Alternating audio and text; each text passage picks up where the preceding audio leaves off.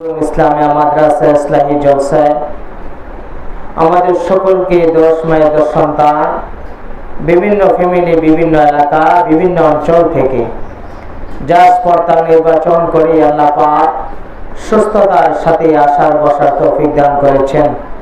এই জন্য সকলে মন প্রাণ উজাড় করে আল্লাহ পাকের জন্য খুশি মনে বলি আলহামদুলিল্লাহ।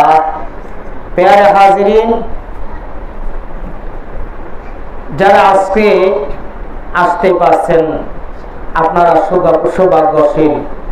কারণ হচ্ছে এটা একটা দ্বীনি মজলিস এবং জান্নাতের দুনিয়াবি হিসেবে এটা জান্নাতের বাগান।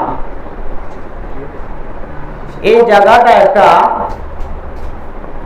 সাময়িক সময়ের জন্য জান্নাতের টুকরায় পরিণত হয়েছে। সকলে বলি সুবহানাল্লাহ। আর যারা আসতে পারছেন আপনারা সকলেই জান্নাতি মেহমান। এবং যে জায়গায় আসছেন এটা হচ্ছে নবীওয়ালা কাজের জায়গা। পৃথিবীর মধ্যে সবচেয়ে উৎকৃষ্ট জায়গা ওই জায়গা যেখানে কোরআন এবং হাদিসের আলোচনা করা হয় এবং বলা হয়। অতএব এখনো যারা বিভিন্ন দুনিয়াবি কাজে ব্যস্ত রয়েছেন সকলকে অনুরোধ করব স্বল্প সময়ের জন্য আপনারা এখানে এসে পড়ুন। কারণ হচ্ছে দ্বীনি মজলিস প্রতিদিন আয়োজন করা হবে না। আমার ভাই হাফেজ মাওলানা নুরুল ইসলাম সাহেব অনেক কষ্ট করে আজকের এই আয়োজন করেছেন এবং এই মাদ্রাসার জন্য উনি অনেক শ্রম এবং অনেক আর্থিকভাবে সহযোগিতা করতেছেন। আল্লাহ পাক যেন আমার এই ভাইকে দ্বীনের জন্য কবুল আর মঞ্জুর করে, সকলে বলি আমিন। প্যারে হাজিরিন, এই দুনিয়ার মধ্যে আমরা যারা আছি, ছোট হই অথবা বড় হই, পুরুষ হোক অথবা মহিলা হোক, সকলের মধ্যে কম হোক অথবা বেশি হোক গুনাহ আছে। প্রত্যেকের মধ্যে গুনাহ আছে। গুনাহ থেকে কেউ মুক্ত না। পৃথিবীর মধ্যে যত মানুষ আসছেন শুধু নবী রাসূলগণই মাসুম ছিলেন, তারাই একমাত্র নিষ্পাপ ছিলেন। তাদেরকে ব্যতীত পৃথিবীর কেউই গুনাহ থেকে মুক্ত নয়। অতএব যেহেতু গুনাহ আমরা করতেছি, আল্লাহ তাআলা গুনাহ উন্মোচন করার জন্য, ক্ষমা করার জন্য একটি রাস্তা আল্লাহ তাআলা দেখিয়ে দিয়েছেন। সকলে বলি সুবহানাল্লাহ। আমার আপনার দুনিয়ার জন্য যে যতই কিছু করি আমি বাপি, এগুলো মনে হয় আমার আপন। এই দেহের জন্য কত সুন্দর করে সাবান দিয়ে মলে এই শরীরটাকে আমি সুন্দর করে ধুয়ে দেই, কিন্তু এই দেহটাও আমার আপন নয়। আমার সন্তানকে কত যত্ন করি, একদিন এই সন্তান আমার আপন থাকবে না। আমার বাড়ি ঘরকে কত সুন্দর করি, একদিন এই বাড়ি ঘর আমার আপন থাকবে না। প্রতিবেশীর সাথে কত ভালো চলি, এই প্রতিবেশী একদিন আমার আপন থাকবে না। স্বামী আমার সাথে ওঠা বসা করে, আমার সন্তান ওঠা বসা করে, মা বাবা ওঠা বসা করে, বলে এগুলো আপনার জন্য আমার জন্য আপন নয়। কারণ হচ্ছে হাসরের ময়দানে একটা নেকের জন্য পুরো হাসরের ময়দান ঘুরতে থাকবে, গোরপাকড়াও করবে, পাগলের মতো দিশেহারা হয়ে ঘুরতে থাকবে। কিন্তু যার কাছে একটা নেকের জন্য যাবে, সবার কাছে যার কাছে যাইবে সকলে বলবে সহকান সহকান দূর হয়ে যাও। প্রথম যাবে মায়ের কাছে, ইয়াউমা ইয়াফিরুল মারউ মিন আখিহি ওয়া উম্মিহি ওয়া আবিহি ওয়া সাহিবাতিহি ওয়া বানিহি লিকুল্লি ইমরিইম মিনহুম ইয়াউমা ইযিন শানুন ইউগনি। প্রথম বান্দা বান্দি মায়ের কাছে যাবে, ও মা, দুনিয়ায় থাকা অবস্থায় কত কষ্ট না আমার জন্য করেছো। 10 মাস 10 দিন আমাকে পেটে ধারণ করেছো। ওয়াফিসালুহু ফি ইয়ামাইন, 2 বছর পর্যন্ত আমাকে দুধ পান করাইছো। নিজের শরীরে তাজা দুধ আমার জন্য সংরক্ষণ রেখেছো। ও মা, দুনিয়ায় যেই দিন আমি আগমন করেছি, তেওয়ালাদাতে লেহালাত উনকি জবা পর আয় মৌত, তেওয়ালাদাতে লেহালাত উনকি জবা পর আয় মৌত, फिर नजर पड़ते ही तुझ पर बन गए सबरन जो सो, फिर नजर पड़ते ही तुझ पर बन गए सबरन जो सो। দুনিয়ায় যেই দিন আমি আগমন করেছি, আগমন করার সময় মা বেহুশ হয়েছেন, অচেতন হয়েছেন। মা 10 মাস 10 দিন পর্যন্ত পেটে ধারণ করে রেখেছেন। ওই মা যখন গান ফিরে যায়, গান ফেরার পর মা বলে, আমার এই আদরের সন্তান আমার কোলে দাও। 2টা গালে 2টা চুমু খায়, কপালে আমার সন্তানের চুমু খায়। আল্লামা ইকবাল বলেন, তেওয়ালাদাতে লেহালাত উনকি জবা পর আয় মৌত, फिर नजर पड़ते ही तुझ पर बन गए सबरन जो सो। ওই দুঃখিনী মা সন্তানের দিকে তাকাইতে দেরি, সন্তানের চেহারার দিকে তাকাইতে দেরি, মার যত দুঃখ কষ্ট আছে সব কিছু বলতে মা আর দেরি হয় না। এ মা এত কষ্ট করিয়া লালন পালন করলেন, এত কষ্ট করে দুনিয়ার মধ্যে ভূমিষ্ঠ করলেন, এত কষ্ট করে মা পেটে ধারণ করলেন। হাসরের ময়দানে মায়ের কাছে যাবে, মা গো এই সন্তানের জন্য এত কিছু করলা, নিজে না খাইয়া আমার সন্তানকে খাওয়াইলা, নিজে না পরিধান করিয়া সন্তানকে পরিধান করাইলা।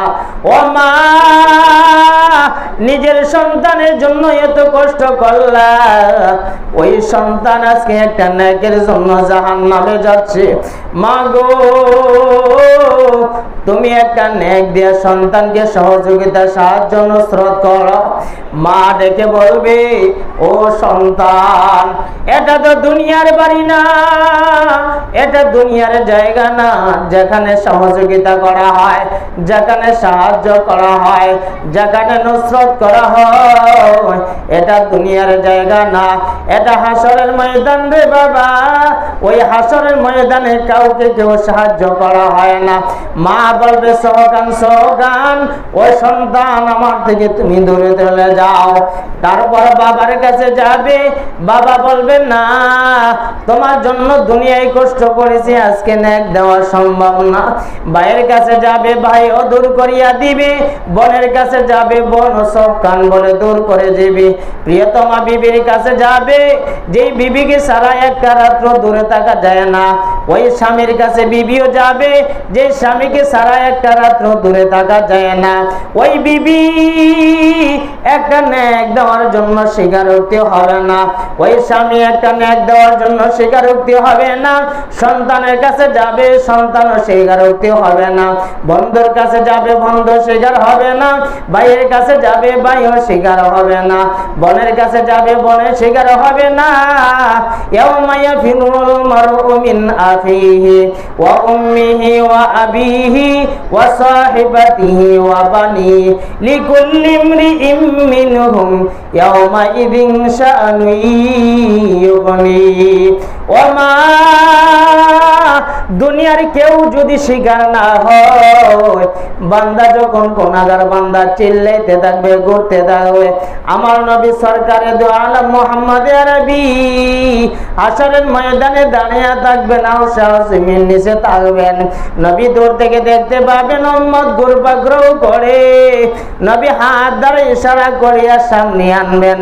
আমার নবী সুপারিশ করিয়া ওই বান্দা বান্দিকে জান্নাতের ব্যবস্থা করবে। বলেন সুবহানাল্লাহ।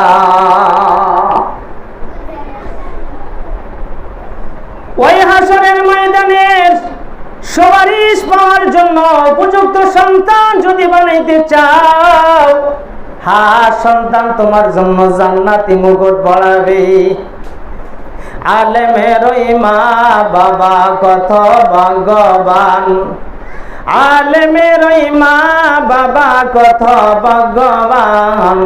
রোজা হাসরে মাথায় হবে তাজ পরিধান, রোজ হাসরে মাথায় হবে তাজ পরিধান, প্রশ্ন হবে মাথায় মুকুট কেবা কাহারা, প্রশ্ন হবে মাথায় মুকুট কেবা কাহারা, উত্তর হবে আলেমের মা বাপ তারা, উত্তর হবে আলেমের মা বাপ তারা।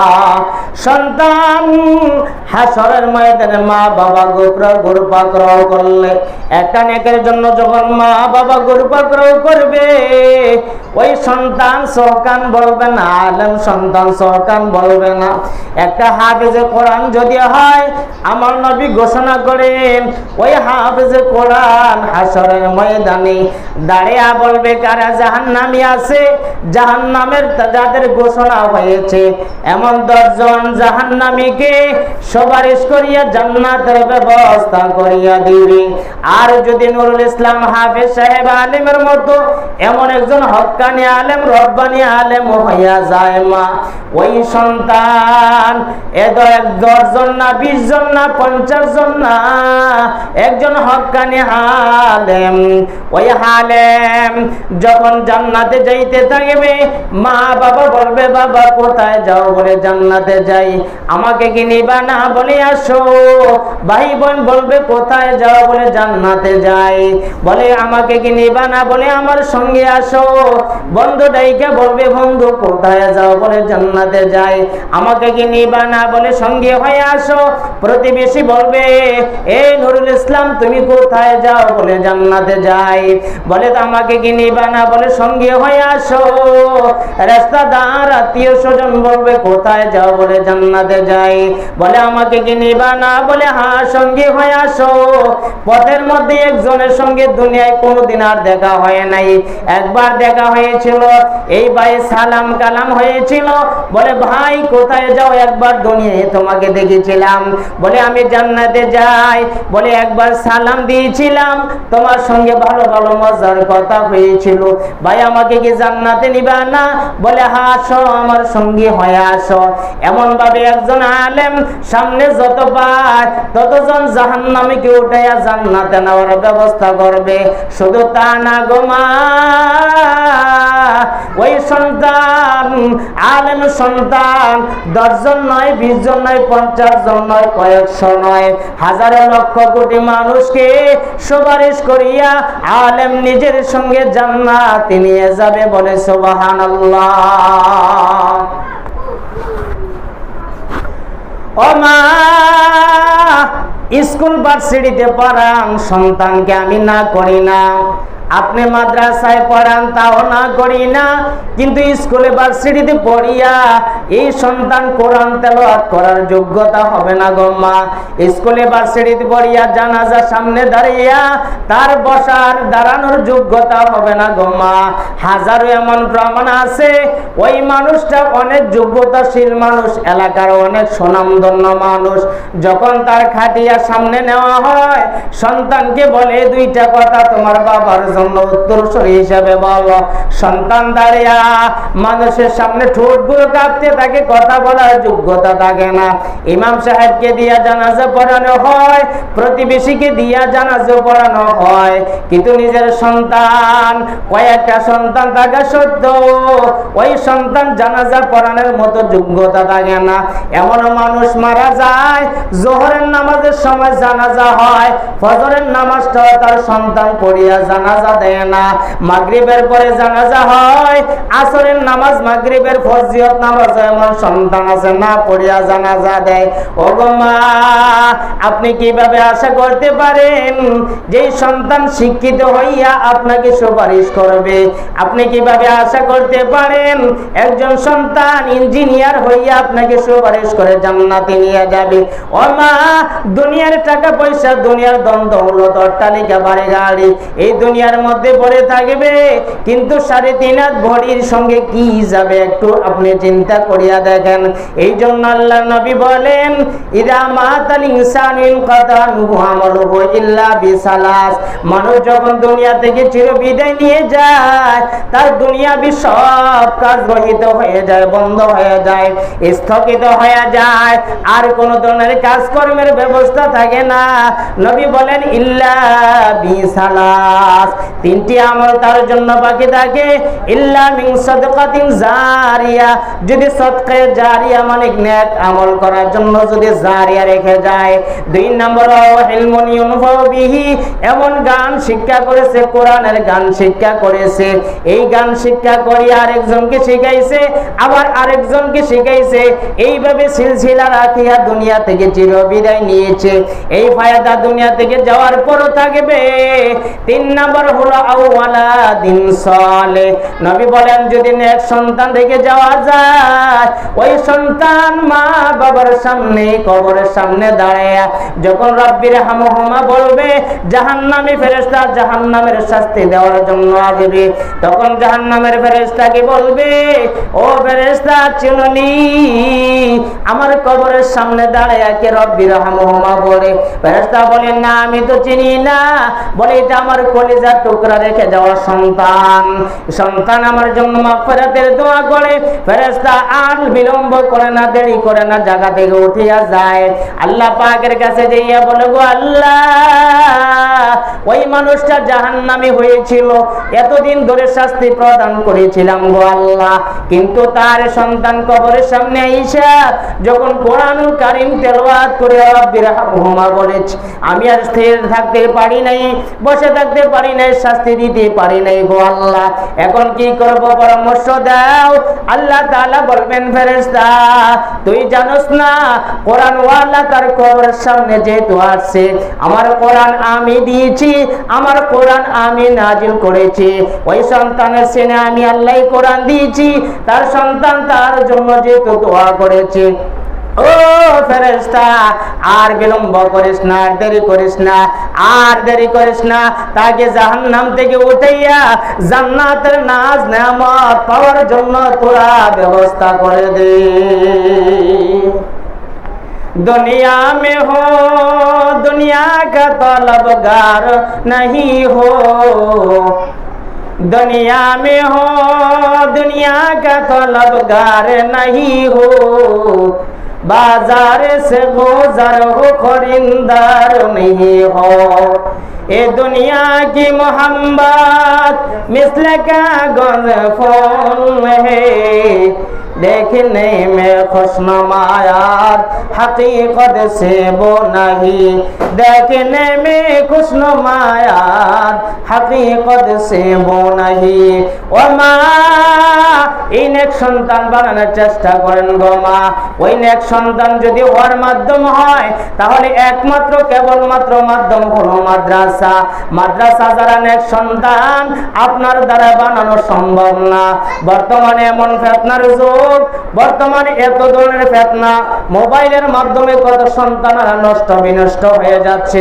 ও মা, আপনার সন্তান যদি মাদ্রাসায় থাকে মোবাইল চালানো সম্ভব হবে না, আপনার সন্তান যদি মাদ্রাসায় থাকে বেনামাজি হওয়া সম্ভব না, আপনার সন্তান যদি মাদ্রাসায় থাকে আপনার সন্তান সকালবেলা ঘুমিয়ে থাকা সম্ভব না, আপনার সন্তান যদি মাদ্রাসা থাকে গো মা কোরআন থেকে বঞ্চিত থাকা সম্ভব না, আপনার সন্তান যদি মাদ্রাসা থাকে মাদ্রাসার পোশাক খুলে রাখা সম্ভব না। এই